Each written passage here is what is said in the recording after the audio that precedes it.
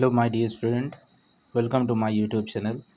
आज हम इस क्लास में समझने वाले हैं क्लास 7 का भूगोल है और लेसन 2 डिस्कस करने वाले हैं। इसके पहले के लेक्चर में हमने लेसन 1 अध्याय 1 के बारे में हमने पढ़ लिया था, जो कि हमारा पर्यावरण के ऊपर था। बहुत महत्वपूर्ण लेसन था जिसके बारे में हमने चर्चा कर ली है। आज हम जो चर्चा करने वाले हैं वो है हमारी पृथ्वी के अंदर, यानी इस लेसन को हम समझेंगे कि हमारी जो पृथ्वी है जिस पर हम रहते हैं, अगर हम उसके अंदर जाते हैं तो हमें क्या मिलता है। आज बहुत ही इम्पोर्टेंट लेसन है, बहुत अच्छा इसमें जानकारी मिलेगी क्या है क्या नहीं है। अगर आप पृथ्वी के नीचे जाते हैं तो आपको क्या चीज़ें मिलेंगी, इन सब के बारे में आज आपको जो है इस वीडियो लेक्चर में आपको जानने को मिलेगा। जैसा कि आप यहाँ देख रहे हैं कि जो ये फिगर बनाया गया है, यहाँ पे देखिए जैसे ये पृथ्वी का ऊपरी सतह है, यहाँ हम रहते हैं। ये हो गया समुद्र, यानी महासागर हो गया, और ये महाद्वीप हो गया। ये चीज़ यहाँ पर हम रहते हैं, लेकिन हम जैसे जैसे नीचे जाते हैं तो हमें बहुत सारी पृथ्वी की बहुत सारी परतें मिलती हैं। मुख्य रूप से 3 परतें होती हैं जिनका नाम आप जानते हैं। पहली परत होती है जिसको परपटी कहते हैं। पहली परत जो होती है जिसको हम क्या बोलते हैं, परपटी बोलते हैं, और इंग्लिश में उसी को कहते हैं क्रस्ट। इंग्लिश में क्रस्ट बोलते हैं।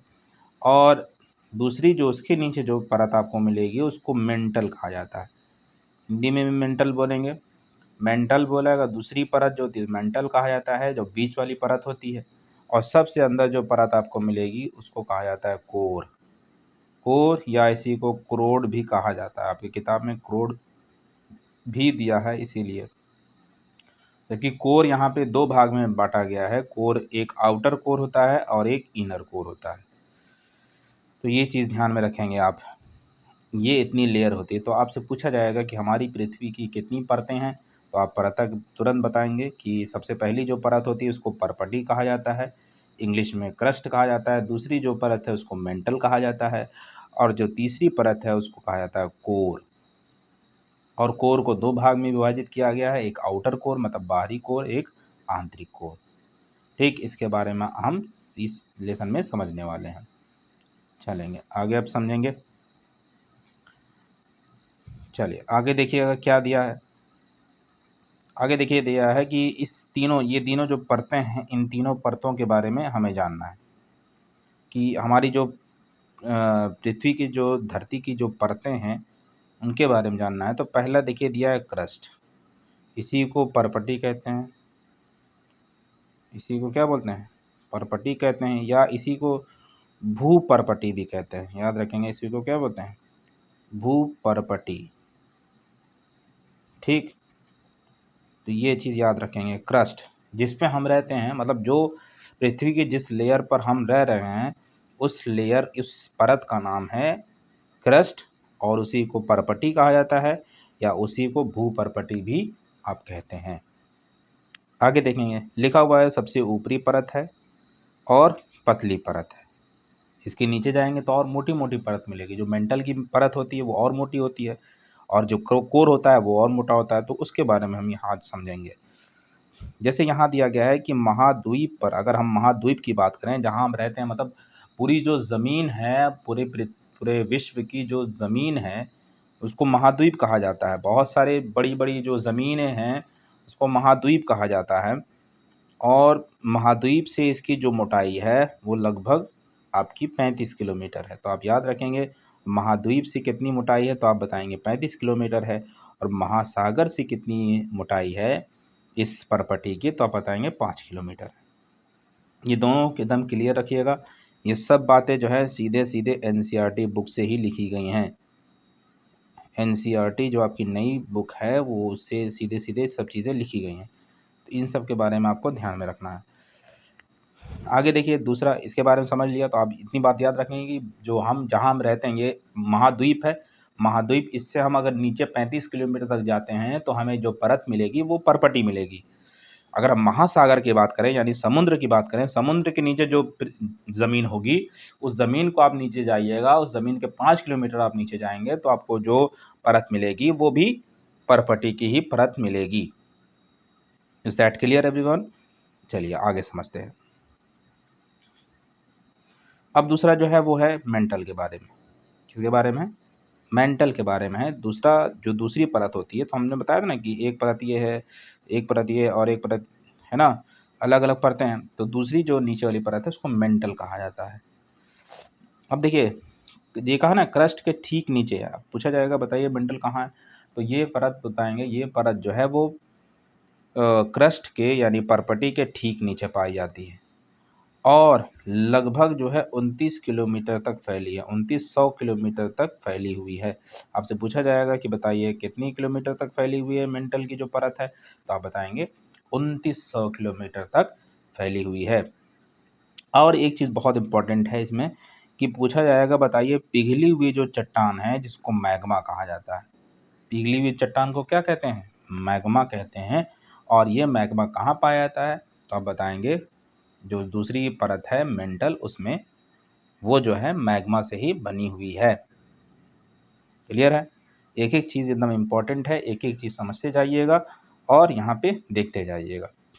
चलिए तीसरी की बात करते हैं, जो सबसे अंदर वाली परत है जिसको कहा जाता है कोर, या इसी को क्रोड भी कह देते हैं। तो ये कहा गया पृथ्वी की सबसे भीतरी भाग है। सबसे भीतरी भाग अगर कहा जाए तो आप कहेंगे कोर है।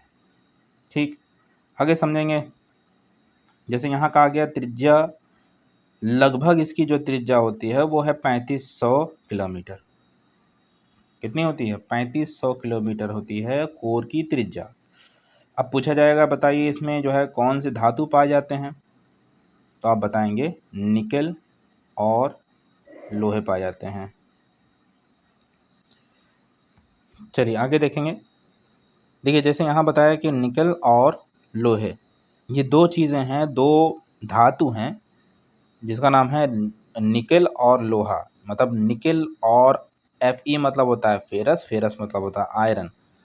तो निकेल और यहाँ पर आपका Fe, ये दोनों जो है वो पाए जाते हैं कोर में। निकेल एक धातु है और Fe मतलब आयरन, लोहा, लोहा एक धातु है। ये दोनों आपसे पूछा जाएगा कि कहाँ पाए जाते हैं, तो आप बताएंगे कोर में पाए जाते हैं। बात क्लियर है इतनी? और यहाँ जो तापमान होता है वो बहुत ज़्यादा होता है। इस परत में आपसे पूछा जाएगा बताइए किस परत में सबसे ज़्यादा तापमान होता है, तो आप बताएंगे कि सबसे ज़्यादा तापमान या सबसे ज़्यादा गर्मी कहाँ होती है, तो आप बताएंगे कोर में होती है। किसमें होती है? कोर में होती है। देखिए एक चीज़ और समझेंगे कि जैसे हमने क्रस्ट के बारे में जो बताया, क्रस्ट के बारे में बताया, तो क्रस्ट के बारे में ये भी है कि क्रस्ट में जो महाद्वीप है यहाँ पे दो तरह के धातु पाए जाते हैं।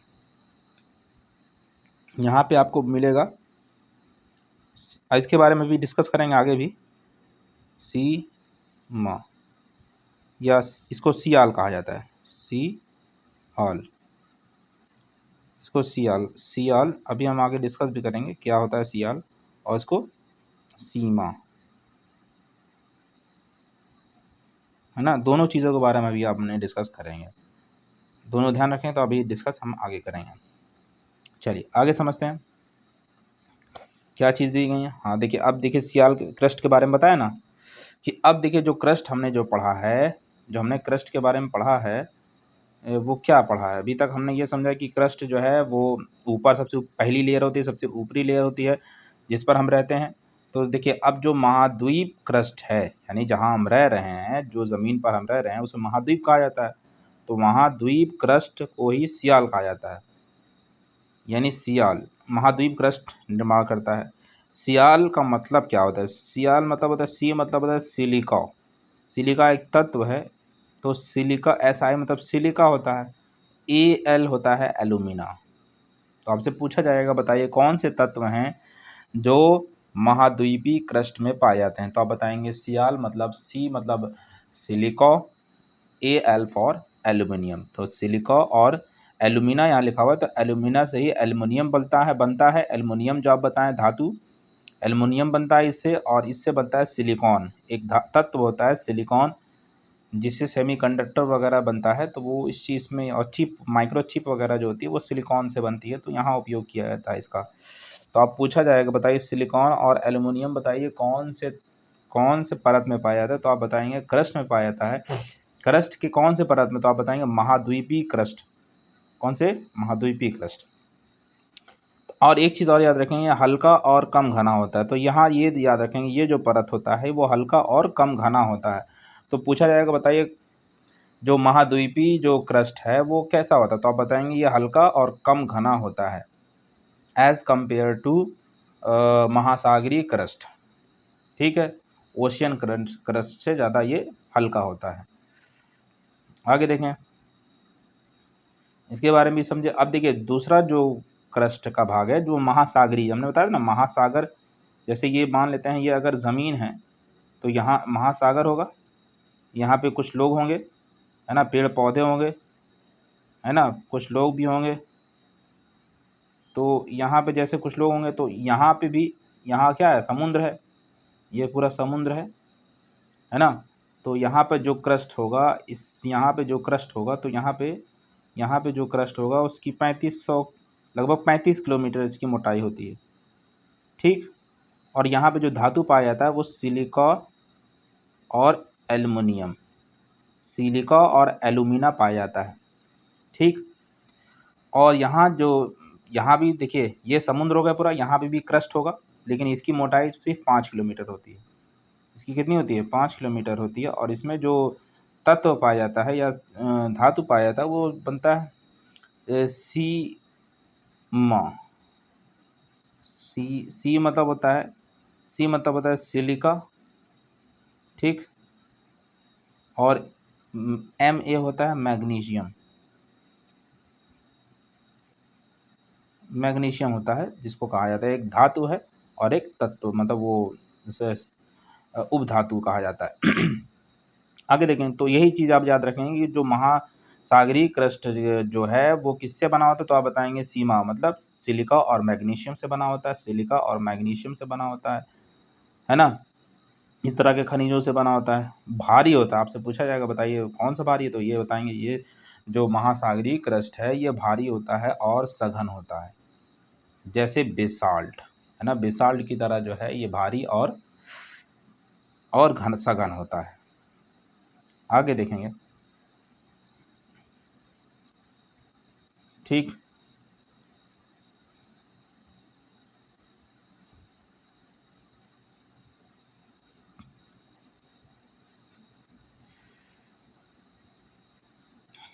देखिए आगे और भी चीज़ें हैं, बहुत सारी चीज़ें हैं जिनके बारे में हमें डिस्कस करना है ना। इसके बारे में आज हमने ये डिस्कस कर लिया कि जो परत होती है वो कितनी होती है।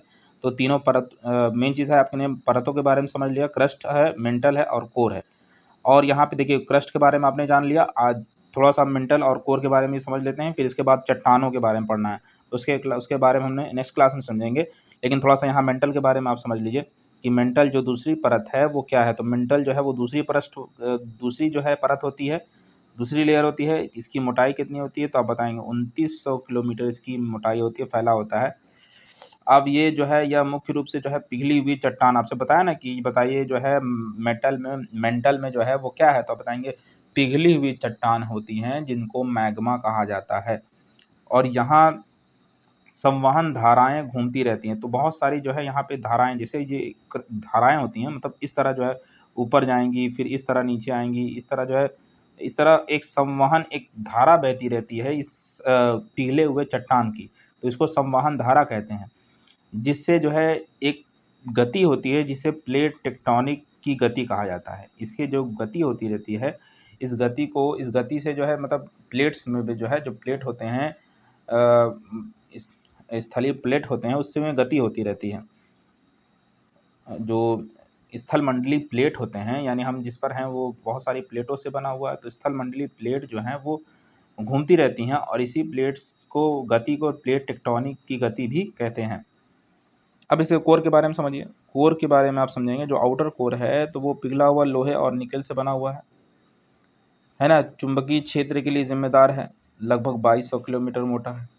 इनर कोर के बारे में जानेंगे तो 3500 किलोमीटर की त्रिज्या के साथ ठोस लोहे और निकल से बना हुआ, अत्यधिक तापमान, यानी तापमान बहुत ज़्यादा होता है इस इनर कोर का। तापमान और दाब दोनों ही बहुत ज़्यादा होता है इस इनर कोर का। चलिए इतना आपने समझ लिया है। बहुत इंपॉर्टेंट चीज़ें हैं जो जिसके बारे में हमने समझ लिया। इतनी चीज़ें आप एक बार फिर वीडियो देखिएगा, रिवाइज़ करिएगा और इसके बारे में समझते रहना है।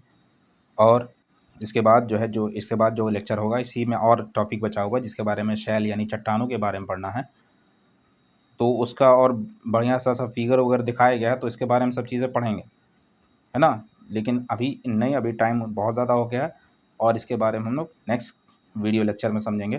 तब तक के लिए धन्यवाद। Thank you very much everyone.